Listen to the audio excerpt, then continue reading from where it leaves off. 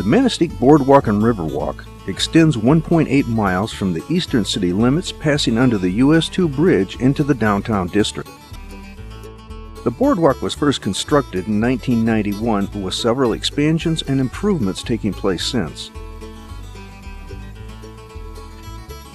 Built for visitors and residents alike, the boardwalk meanders along the sandy shores of northern Lake Michigan. Interpretive signs placed along this wheelchair-accessible path inform visitors of the sights and natural elements around them. Along the way, enjoy the picnic area, fishing pier, and a photo-perfect view of the East Breakwater Light.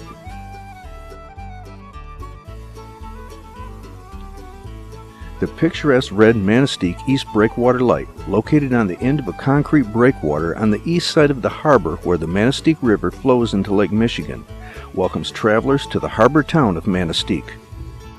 On a good day, you can walk out to the lighthouse, but caution is strongly advised as winds and waves can be treacherous.